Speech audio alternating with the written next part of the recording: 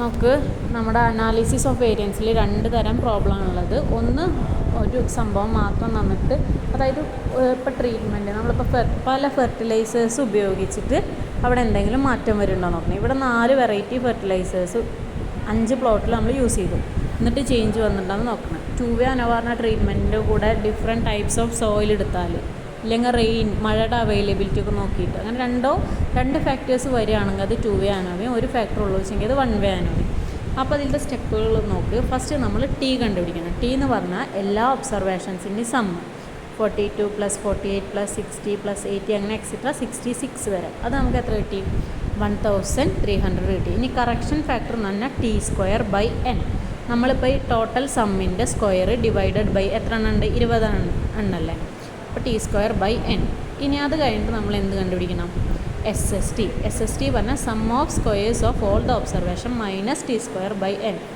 നമുക്ക് തന്നിട്ടുള്ള എല്ലാ ഒബ്സർവേഷൻസിൻ്റെയും ഓരോന്നിൻ്റെ സ്ക്വയർ എടുക്കുക, അല്ലാതെ എല്ലാം കൂടി ആഡ് ചെയ്തൊരു സ്ക്വയർ അല്ല. ഓരോന്നിൻ്റെയും സ്ക്വയർ എടുത്തിട്ട് അതിൽ നിന്ന് T²/n മൈനസ് ചെയ്യാം. അപ്പോൾ 4236 കിട്ടി. അടുത്തത് sum of squares of column. First column നോക്കുക ഏതൊക്കെ? 42, 50, 62. അതിൻ്റെ ടോട്ടൽ എത്ര? 240 അല്ലേ. അപ്പോൾ 240 സ്ക്വയർ ബൈ അതിലെത്ര ഉണ്ട്? 5 എണ്ണം പ്ലസ് രണ്ടാമത്തെ കോളം എത്ര? 330 സ്ക്വയർ ബൈ 5. അങ്ങനെ 4 എണ്ണം ചെയ്യാം. ഇവിടെ അത് എഴുതിയതിൽ തെറ്റുണ്ട്.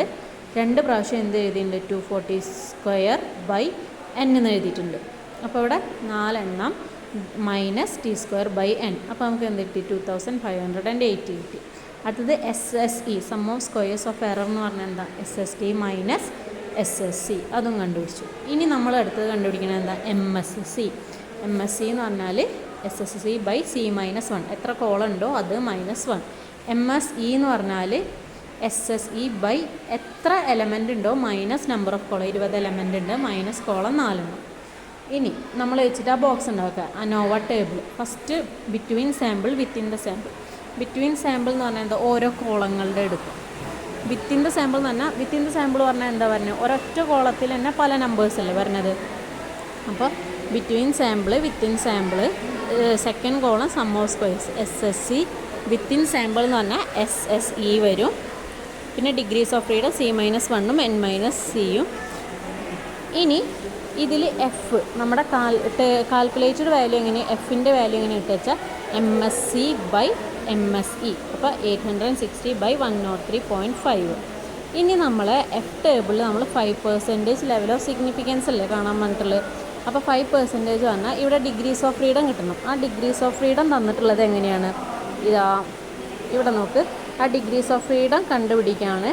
ഇതാ C-1, n-C. C എന്ന് പറഞ്ഞാൽ നമ്പർ ഓഫ് കോളംസ് -1, n-C എന്ന് പറഞ്ഞാൽ 20 - 4. അപ്പോൾ അത് വെച്ചിട്ട് ഡിഗ്രീസ് ഓഫ് ഫ്രീഡം കിട്ടി.